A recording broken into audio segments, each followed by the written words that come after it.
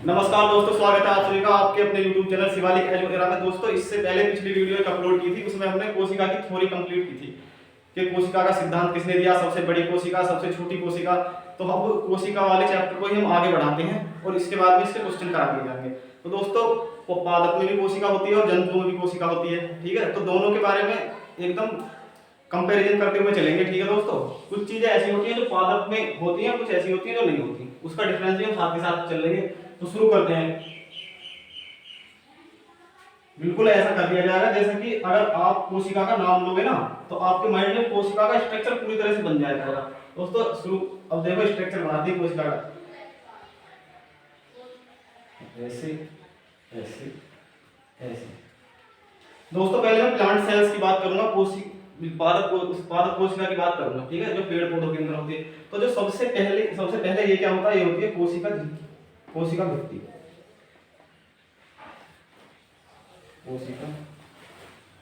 कोशिका भित्ति जिसे कहते हैं सेल वॉल।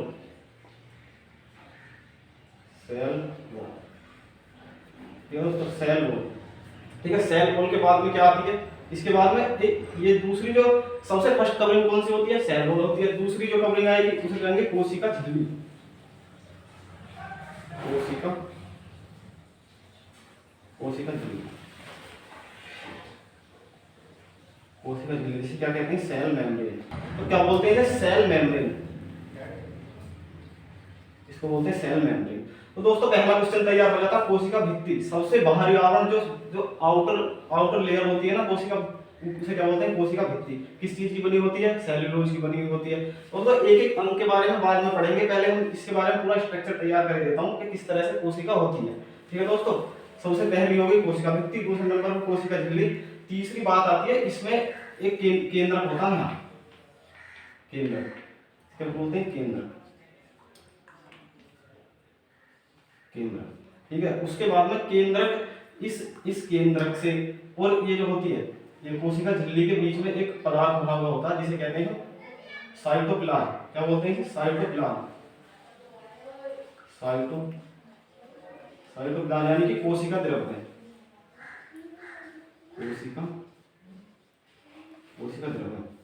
दोस्तों, इस कोशिका झिल्ली और केंद्रक के बीच में जो भरा हुआ होता है कोशिका द्रव्य, इसके बीच में जो होते हैं वो कोशिकांग होते हैं। कोशिकांग कौन कौन से, जैसे माइटोकॉन्ड्रिया हो गया, इसके अंदर ये तैरते रहते हैं दोस्तों, इसके अंदर ये तैरते रहते हैं। माइटोकॉन्ड्रिया हो गया, क्लोरोप्लास्ट हो गए जिन्हें हम लवक बोलते हैं, ये दोस्तों क्लोरोप्लास्ट हो गए। उसके बाद में आगे चलते हैं केंद्रक के बाद में। दोस्तों, इसमें जो जितने भी खनिज पदार्थों का इस कोशिका के अंदर परिवहन होता है, वो किसके द्वारा होएगा, वो होएगा एंडोप्लाज्मिक रेटिकुलम। एंडोप्लाज्मिक रेटिकुलम को बोलते हैं अंतःद्रव्य जालिका, उसको बोलते हैं अंतःद्रव्य जालिका। वो किस तरह से होती है, देखो ऐसा होगा, ऐसे, इस तरह से एक ढांचा सा होता है, ढांचा सा। दोस्तों, अलग अलग इनके बारे में हम अलग अलग पढ़ेंगे, बिल्कुल। क्या बोलते हैं, अंतःद्रव्य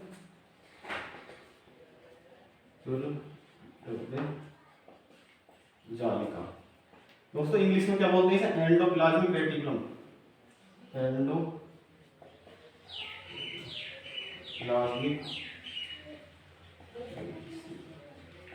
इंग्लिश में बोलते हैं इसको एंडोप्लाज्मिक रेटिकुलम।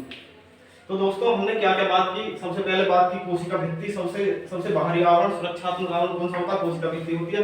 दूसरे नंबर पर जो आता है वो कोशिका झिल्ली होती है, ठीक है दोस्तों। कोशिका झिल्ली के बाद में हमने केंद्रक के बारे में बात करी, जिससे पूरी की पूरी कोशिका कंट्रोल होगी, वो क्या होगा, केंद्रक होगा। केंद्रक के बाद में जो कोशिका झिल्ली यानी कि सेल मेम्ब्रेन से और न्यूक्लियस के बीच में जो ये ऐसे पदार्थ भरा हुआ होता है, इसे बोलते हैं साइटोप्लाज्म। साइटोप्लाज्म का मतलब कोशिका द्रव्य। दोस्तों, जो जीवन का भौतिक आधार भी इसको ही बोला जाता है, जीवन की मूलभूत इकाई तो बोला जाता है कोशिका को, जो जीवन का भौतिक आधार कोशिका द्रव्य को बोला जाता है। दोस्तों, आगे चलते हैं। जो इसके अंदर जो खनिज पदार्थों का परिवहन होगा वो किसके द्वारा होगा, अंतःद्रव्य जालिका एंडोप्लाज्मिक रेटिकुलम के द्वारा होगा। ये दोस्तों, यहां तक हमने बात की। अब आगे चलते हैं।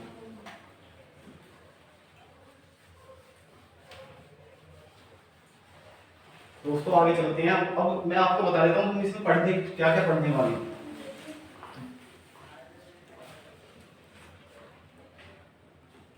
दोस्तों, सबसे पहले हम पढ़ेंगे सेल वॉल।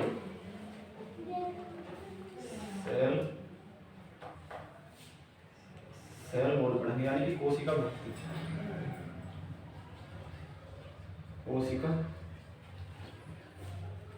कोशिका भित्ति पढ़ेंगे। दूसरे नंबर पर पढ़ेंगे कोशिका झिल्ली, सेल मेम्ब्रेन, सेल मेम्ब्रेन यानी कि कोशिका झिल्ली, कोशिका झिल्ली। ठीक है, तीसरे नंबर पर पढ़ेंगे हम endoplasmic reticulum, endoplasmic reticulum, endoplasmic reticulum. दोस्तों अब क्या होगा, राइबोसोम और लाइसोसोम, राइबोसोम जो है ना वो इसके अंदर ही होगा दोस्तों। इसके बारे में जब हम इसे पढ़ेंगे ना एंडोप्लाज्मिक रेटिकुलम, तो राइबोसोम के बारे में बताएंगे, प्रोटीन का संश्लेषण कैसा होता है, किस तरह का होता है। चौथे नंबर पर हम सबसे बाद में बात करेंगे केंद्रक की, केंद्रक मतलब न्यूक्लियस, न्यूक्लियस में जिसमें डीएनए वगैरह होते हैं, डीएनए और गुणसूत्र, डीएनए और गुणसूत्र। ठीक है दोस्तों, तो अब हम शुरू करते हैं। सबसे पहले कोशिका भित्ति लेते हैं, कोशिका भित्ति के बारे में बात करते हैं। दोस्तों कोशिका भित्ति की अगर हम बात करें तो कोशिका भित्ति की जो सबसे पहला क्वेश्चन बनता है कि कोशिका भित्ति केवल, कोशिका भित्ति केवल इसमें पेड़ पौधों में पाई जाती है, पेड़ पौधे। ये कार्य क्या करती है, कार्य होता है इसका सुरक्षा करना, सुरक्षा, पेड़ पौधों की जो सुरक्षा करेगी। सबसे आउटर लेयर, सबसे आउटर लेयर जो होगी वो कौन सी होगी, सबसे बाहरी आवरण कौन सा होगा, कोशिका भित्ति होगी। ये बनी किस चीज की होती है, इसका निर्माण किस चीज से होता है, सेल्यूलोज,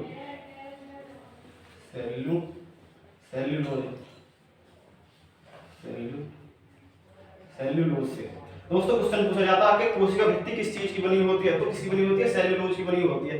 अगर बात करें जीवाणु भी पादप है, कवक भी पादप है, ठीक है, और एक डायटम्स होता है जो उसमें पानी में पड़ा रहता है, वो क्या है, वो भी एक पेड़ पौधा है। तो उसकी बात करेंगे किस चीज की किसकी बनी होती है, अभी फिलहाल हम इसकी बात कर रहे हैं।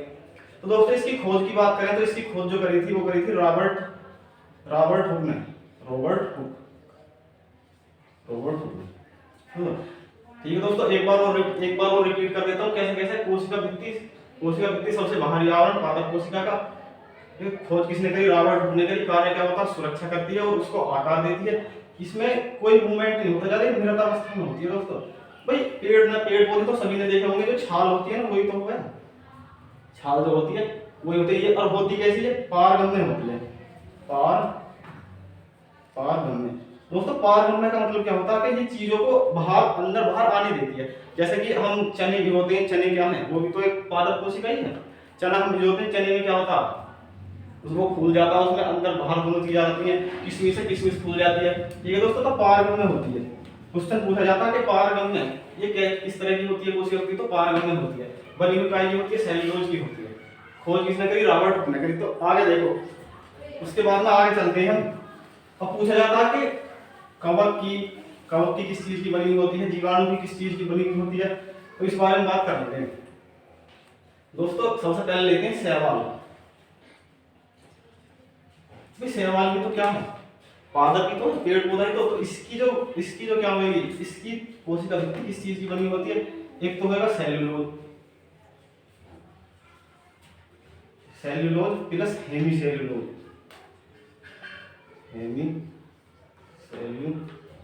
हेमीसेल्यूलोज। ठीक है दोस्तों, दूसरे नंबर पर आएगा कवक। क्वेश्चन भाई बहुत बार आए, बहुत क्वेश्चन पूछे जा रहे हैं कि कवक की कोशिका भित्ति किस चीज की बनी हुई होती है, तो वो बनी हुई होती है दोस्तों काइटिन की,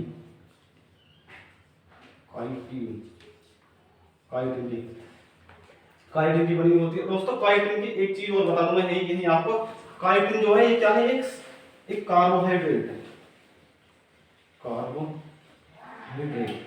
दोस्तों ये कार्बोहाइड्रेट है। अगर एक क्वेश्चन ये आता है कि हमारे बाल, हमारे नाखून, सींग वगैरह किस चीज के बने हुए होते हैं, तो दोस्तों वो बने हुए होते हैं केराटिन के, केराटिन।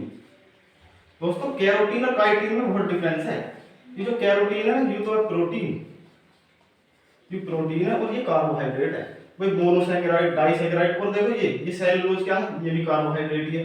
भाई सेलुलोज को हम मोनोसैकेराइड में पढ़ते हैं, भाई कार्बोहाइड्रेट के 3 पार्ट होते हैं, एक तो होता है डाइसैकेराइड, मोनोसैकेराइड और पॉलीसैकेराइड। तो ये जो सेल्यूलोज है ना पॉलीसैकेराइड कार्बोहाइड्रेट है, और ये क्या है काइटिन, ये भी वही है कार्बोहाइड्रेट ये।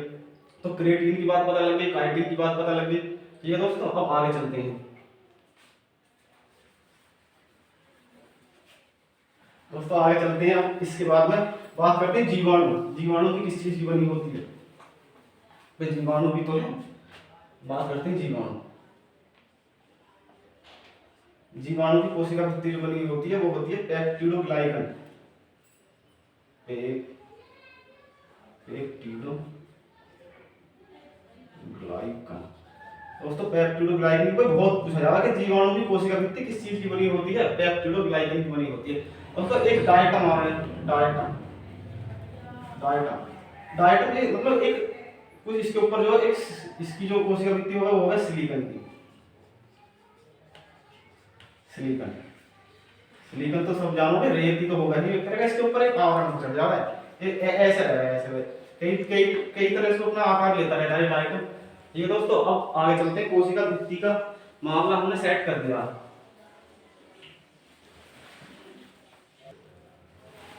ठीक है दोस्तों, तो आगे चलते हैं। भाई जितने भी क्वेश्चन बन सकते थे कोशिका भित्ति से वो हमने यहाँ डिस्कस कर लिए सारे के सारे। ठीक है, अब अगली चीज उठाते हैं। अब कोशिका भित्ति की बात कर ली, अब ले चलते हैं कोशिका झिल्ली। कोशिका झिल्ली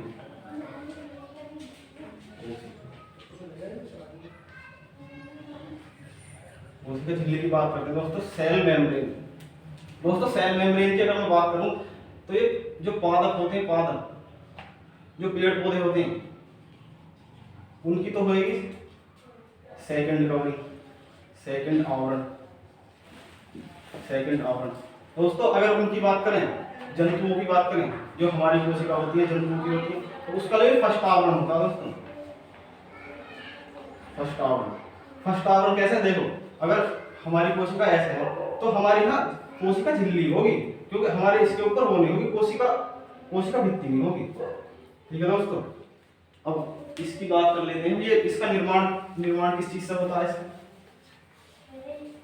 पेप्टिडोग्लाइकन, प्रोटीन और फास्फोलिपिड से इसका जो निर्माण होता है,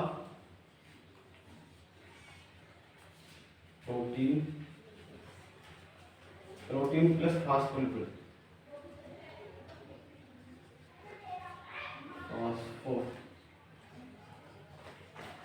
इसका निर्माण होता है फास्फोलिपिड के द्वारा। ठीक है दोस्तों, आगे चलते हैं।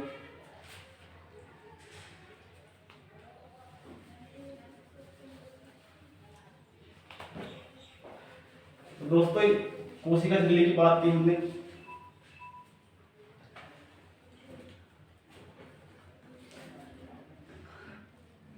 तो ठीक है दोस्तों, कोशिका झिल्ली के बारे में हमने बात करी। क्या ये पादप कोशिकाओं की सेकंड कवरिंग होती है, जंतु कोशिकाओं की फर्स्ट कवरिंग होती है।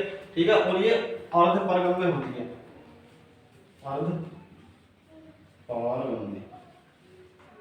अर्धपारगम में मतलब होता है कुछ चीजों को तो अंदर आने देगी, कुछ चीजों को बाहर ही छोड़ देगी। ठीक है, और जो कोशिका भित्ति थी वो क्या थी? वो हर चीज को पारदर्शी थी, बिल्कुल आर पार, कोई भी आओ कोई दिक्कत नहीं आ रही थी। ठीक है दोस्तों, तो दो चीज थी ये मोस्ट रूप से, ये क्या थी? ये कवरिंग ही थी। क्या थी? ये कोशिका की केवल कवरिंग ही थी। अब जो कोशिका अंग है मेन, हम उनकी बात करते हैं जहां से क्वेश्चन ज्यादातर पूछे जाते हैं। दोस्तों मैंने बताया था माइटोकॉन्ड्रिया कोशिकांग होंगे क्या? कोशिकांग के बारे में पहले बताया था। जो हमारा क्या होता है? केंद्रक यानी कि न्यूक्लियस और उसके बीच, न्यूक्लियस और झिल्ली के बीच जो सेल मेम्ब्रेन होती है, सेल मेम्ब्रेन के बीच में जो एक लिक्विड पाया जाता, जो एक लिक्विड होता है उसके बीच में क्या हुआ है? एक द्रव में पाया जाता है। उसके बीच में जो माइटोकॉन्ड्रिया हुआ, एंडोप्लाज्मिक रेटिकुलम हुआ, क्लोरोप्लास्ट हुआ, ये चीज जो घूमती रहती है वही क्या है? कोशिकाएं मूवमेंट करती रहती हैं, एक जगह बिल्कुल एक जगह नहीं रहती। ठीक है दोस्तों, अब आगे चलते हैं। सबसे पहले हम लेते हैं माइटोकॉन्ड्रिया। दोस्तों वीडियो को ज्यादा से ज्यादा शेयर करें, अपने दोस्तों तक पहुंचाएं। नंबर 1 लेते हैं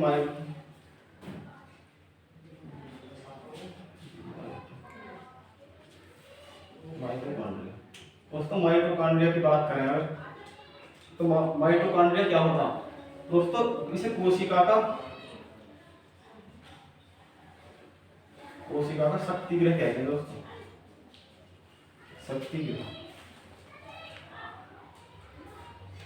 दोस्तों शक्ति गृह से क्यों कहते हैं, क्योंकि जो हमारा कोशिका जो शोषण करती है ना, इसी के द्वारा करती है, माइटोकॉन्ड्रिया के द्वारा कोशिका शोषण करती है। और इसमें भी अपना डीएनए होता है, इसमें भी अपने डीएनए होता है। न्यूक्लियस के अलावा, केंद्रक के अलावा माइटोकॉन्ड्रिया में डीएनए पाया जाएगा, है ना, और क्लोरोप्लास्ट में डीएनए पाया जाएगा। तो इसमें एक चीज भाई डीएनए इसमें पाया जाएगा, कोशिका का शोषण इसके द्वारा हो रहा है, तो इसीलिए इसे क्या कहा जाएगा, कोशिका का शक्ति गृह कहा जाएगा। तो जितनी भी हमारी कोशिका, हर किसी में क्या हो रहा है, एनर्जी आ रही है। ठीक है दोस्तों, आगे चलते हैं। और एनर्जी भी यहीं से बनती है हमारी कोशिका में। एनर्जी किस रूप में बना है, एटीपी के फॉर्म में। एटीपी का मतलब है adenosine triphosphate, adenosine triphosphate, adenosine triphosphate के रूप में।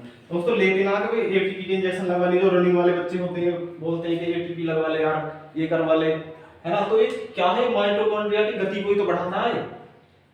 यहां तक माइटोकॉन्ड्रिया की बात होगी। अब इसकी डिस्कवरी की बात कर लेते हैं, इसकी खोज किसने करी, माइटोकॉन्ड्रिया की खोज।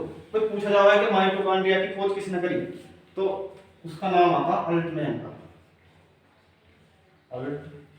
अल्टमैन ने इसकी क्या करी, खोज करी। ठीक है दोस्तों, तो इसे एक नाम और अल्टमैन ने खोज कर दी। दोस्तों माइटोकॉन्ड्रिया की अगर मैं बात बताऊं, देखो ऐसे कोई सेल से मान लो ऐसे, ठीक है, इसके अंदर ऐसे माइटोकॉन्ड्रिया पाया जाएगा। ठीक है, इसमें एक विशेष बात बताने वाला हूं मैं दोस्तों, जो कि बहुत ही कम लोगों को पता होती है। इसमें क्या है, ये हमारा माइटोकॉन्ड्रिया होगा, ये हमारी सेल्स होगी। ठीक है, तो इसमें देखो डीएनए पाया जा रहा, प्लस इसमें क्या हो रहा, श्वसन हो रहा। श्वसन भी तो हीमोग्लोबिन, हमारी सेल्स का जो श्वसन होता है माइटोकॉन्ड्रिया के द्वारा होता है, श्वसन पाया जा रहा है। तो ये एक जीवाणु की तरह नहीं कर रही है, इसकी जो कैरेक्टरिस्टिक होगी माइटोकॉन्ड्रिया की, वो किसकी तरह होगी, जीवाणु की तरह होगी। तो हम कह सकते हैं ऐसा कोशिकांग, जो कोशिका के अंदर कोशिका क्या होगा, माइटोकॉन्ड्रिया कहा जाएगा। बहुत कुछ सुना है कोशिका, ऐसा कोशिकांग जो कोशिका के अंदर कोशिका, किसे कहा जाता है, माइटोकॉन्ड्रिया को कहा जाता है। ठीक है दोस्तों, अब आगे बढ़ते हैं।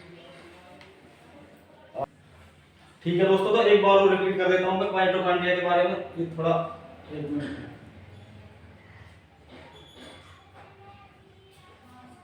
एक बार और रिपीट कर देता हूं माइटोकॉन्ड्रिया के बारे में क्या है। दोस्तों अगर माइटोकॉन्ड्रिया की बात करें तो इसे क्या कहा जाता है, कोशिका का शक्ति गृह किसे कहा जाता है, माइटोकॉन्ड्रिया कहा जाता है। इसकी खोज किसने करी, अल्टमैन ने करी। ठीक है, हमारा एनर्जी का निर्माण होगा, जहां श्वसन होगा वहां एनर्जी बनेगी, है ना। क्रेब्स चक्र जो होगा, क्रेब्स चक्र कहां से स्टार्ट हो रहा है, क्रेब्स चक्र यहीं तो स्टार्ट हुआ है माइटोकॉन्ड्रिया में। खोज किसने करी, अल्टमैन ने करी। कोशिका का शक्ति गृह को माइटोकॉन्ड्रिया। ये दोस्तों एटीपी का निर्माण कहां हुआ है, माइटोकॉन्ड्रिया में हुआ है। ठीक है, अब हम अगला वाला लेते हैं, अगला टॉपिक लेते हैं। ठीक है दोस्तों, तो अगला हम लेते हैं एंडोप्लाज्मिक रेटिकुलम। एंडोप्लाज्मिक रेटिकुलम के बारे में देखते हैं।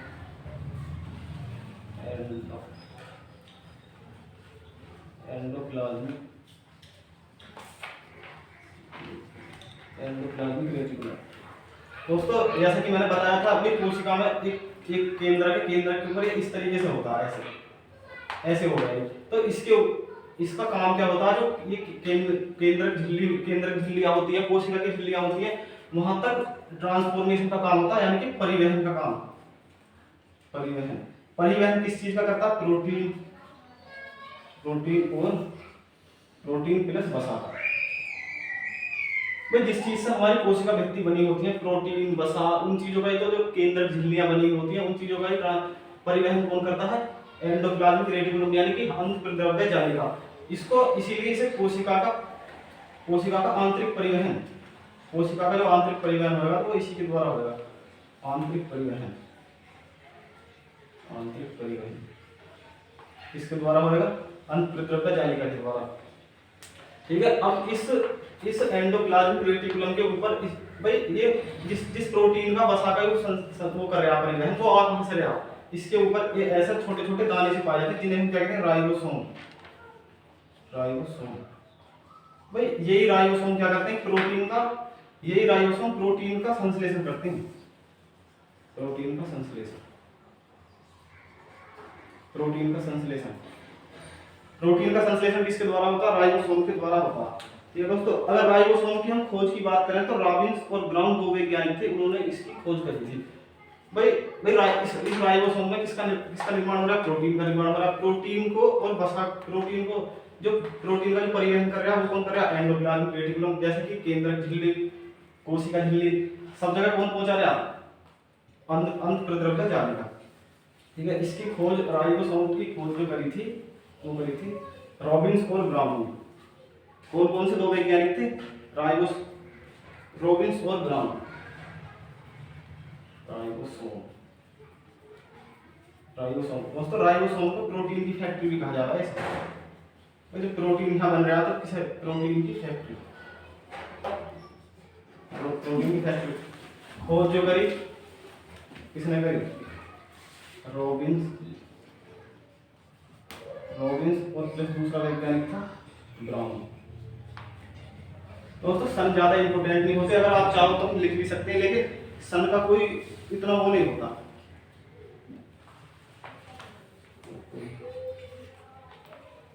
दोस्तों लेकिन सब ये करी कहां थी उन्होंने, पादप कोशिका में करी थी, पादप कोशिका में राइबोसोम की खोज रॉबिन्स और ब्राउन ने करी। अगर पूछा कि जंतु कोशिका में किसने करी, जंतु कोशिका में तो पोलार्डे वैज्ञानिक थे, इन्होंने करी थी। कब करी थी, 1955 में करी। सन ज्यादा इंपोर्टेंट होते ना दोस्तों साइंस में, लेकिन फिर भी अगर पूछ लिया जाएगा कि कब करी, 1955 में, 1955। ठीक है दोस्तों, अब हम अगला टॉपिक लेते हैं प्रोटीन। तो एक बार और रिपीट कर देता हूं मैं, जो कोशिका का आंतरिक परिवहन किसके द्वारा होता है, एंडोप्लाज्मिक रेटिकुलम के द्वारा होता। ठीक है, और राइबोसोम को क्या कहा जाता है, प्रोटीन की फैक्ट्री। प्रोटीन का संश्लेषण कहां होगा, राइबोसोम के द्वारा होगा। राइबोसोम की खोज किसने करी, रॉबिन्स और ब्राउन ने। अगर पूछा जाएगा कि जंतु में किसने करी, तो पोलार्डे ने करी। ठीक है दोस्तों, अब अगला वाला लेते हैं हम। ठीक है दोस्तों, तो राइबोसोम की हमने बात कर ली है। अगर राइबोसोम के निर्माण की बात करूं तो किस चीज से होता है राइबोसोम का निर्माण, भाई राइबोसोम की खोज किसने करी, जंतुओं में किसने करी, ये सब बात कर ली। अगर मैं राइबोसोम के निर्माण की बात करूं तो राइबोसोम का निर्माण जो होता है वो आरएनए से होता है, आरएनए यानी कि राइबो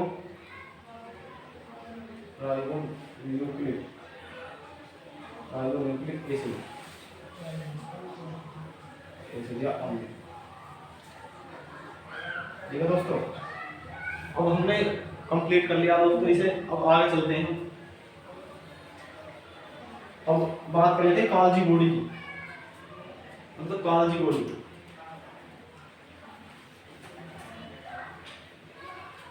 तो काल्जी बॉडी,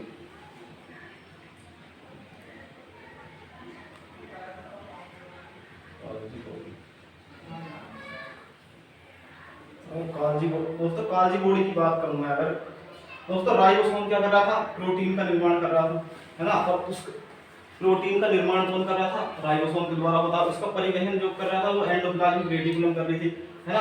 तो अगर उसका जो इसका काम जो होता है ना, जो वसा हुआ है, वसा और प्रोटीन की पैकिंग कर रहा है, क्या कर रहा है, पैकिंग। ठीक है, कहां तक, अपने गंतव्य तक पहुंचाने के लिए क्या करता, उनकी पैकिंग करता। ठीक है, काल्जी बॉडी, मतलब काल्जी बॉडी कैसा होगा, जैसे ये सेल्स है ऐसे। ठीक है, यहाँ केंद्र है। ठीक है, ये यहाँ कोशिका द्रव है, माइटोकॉन्ड्रिया होगा, तो ये इस तरह से होता है, ऐसे काल्जी बॉडी इस तरह से घूमते रहते हैं, इसमें कोशिका द्रव करेंगे। ये दोस्तों अब बात करते हैं हम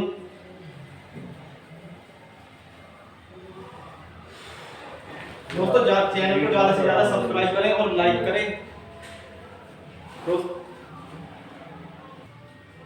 ठीक है दोस्तों, काल्जी बॉडी यानी कि भाई जो ये पैकिंग कर रही है, तो इसका मतलब क्या हुआ, तो यातायात प्रबंधन। कोशिका, अगर क्वेश्चन आया कि कोशिका का यातायात प्रबंधन किसे कहा जाता है, तो वो कौन है, काल्जी बॉडी, यातायात। ठीक है दोस्तों, यातायात प्रबंधन किसे कहा जाता है, काल्जी बॉडी को, यानी इसे कोल्जी काय भी बोलते हैं भाई, काल्जी काय। ऐसा हो जाएगा जैसे कि भाई कोशिका झिल्ली पड़ी थी, हमने कोशिका झिल्ली को कोशिका कला भी बोल देते हैं, है ना, कोशिका कला भी बोल देते हैं, कोशिका झिल्ली भी बोल देते हैं, इस तरह से अलग अलग नाम से भी आ जाता है। ठीक है, अगली दोस्तों इसका क्या काम है, ये कुछ कुछ कार्बोहाइड्रेट का भी संश्लेषण करती है, कुछ कार्बोहाइड्रेट का संश्लेषण। अगर पूछा जाए कि कार्बोहाइड्रेट कार्बोहाइड्रेट का संश्लेषण भी करती है। ठीक है, अब अगला इससे बाद में एक टॉपिक और उसको लेते हैं लाइसोसोम। तो अब लेते हैं लाइसोसोम को। लाइसोसोम दोस्तों ये हमारी कोशिका में एक थैलीनुमा संरचना होती है, जो कि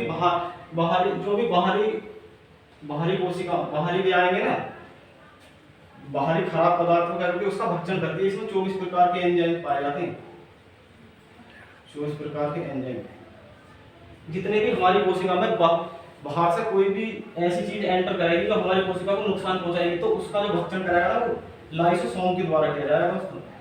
और ये क्या करती है, जितनी भी हमारी अंत या मृत कोशिका होती हैं, मृत कोशिका हो या जो कोशिका को जो भी भारी जीवाणु वगैरह कोई भी चीज जिससे कोशिका को हानि पहुंचा रही हो, उसे क्या करेगी, वो अपने अंदर ले लेगा। तो ऐसी थैलीनुमा संरचना होगा ये, ऐसे तो उनका भक्षण करती रहेगा। तो भक्षण करते करते हानिकारक जीवाणुओं का भक्षण करते करते जब बिल्कुल ही हो जाए, भर जाए पूरी, तो इनका ही फट जाए। तो इसीलिए इसे क्या कहना है, कोशिका की आत्महत्या की थैली किसे कहा जाता है, आत्महत्या की थैलीनुमा संरचना होती है। ठीक है दोस्तों, अगर आगे बात करें हम, इसकी खोज जो करी डी डूवे ने करी, एक वैज्ञानिक थे डी डूवे, उन्होंने क्या करा था, इसकी खोज की थी। तो दोस्तों लाइसोसोम क्या है, कोशिका की तिरछा आया क्या, कोशिका की आत्महत्या के लिए किसे कहा जाता, तो लाइसोसोम को कहा जाता है। इसमें कितने प्रकार के एंजाइम पाए जाते हैं, 24 प्रकार के एंजाइम पाए जाते हैं, जो बाहरी जीवाणुओं का भक्षण करते हैं, जो भी हमारी कोशिका को हानि पहुंचाएगी उस पदार्थ का भक्षण कौन करेगा, लाइसोसोम करेगा। इसकी खोज किसने करी, डी डूवे ने करी। ठीक है दोस्तों, अब आगे चलते हैं, हम आगे बात कर लेते हैं लवक की, प्लास्टिड। अगला टॉपिक है हमारा लवक।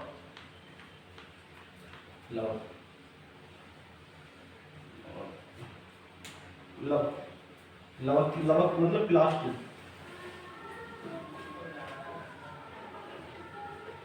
दोस्तों लवक जो प्लास्टिड होते हैं ये 3 प्रकार के होते हैं। नंबर 1 हरित लवक,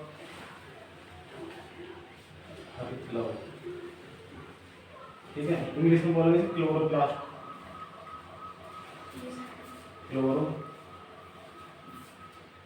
क्लोरोप्लास्ट। ठीक है, नंबर 2 हरित लवक हो गया, एक दूसरा हो गया वर्णी लवक, वर्णी लवक जिसे कहते हैं क्रोमोप्लास्ट।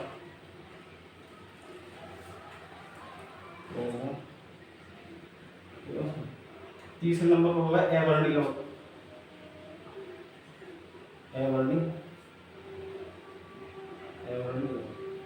ल्यूकोप्लास्ट,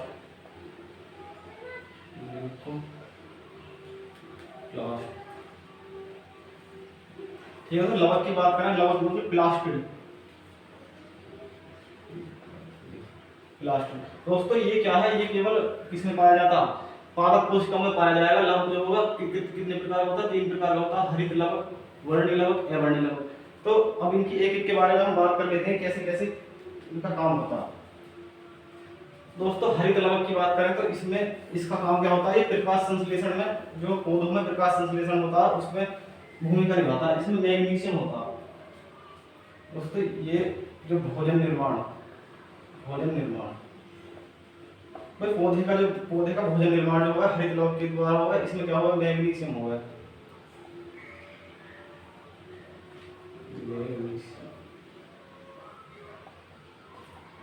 इसमें क्या होगा, मैग्नीशियम।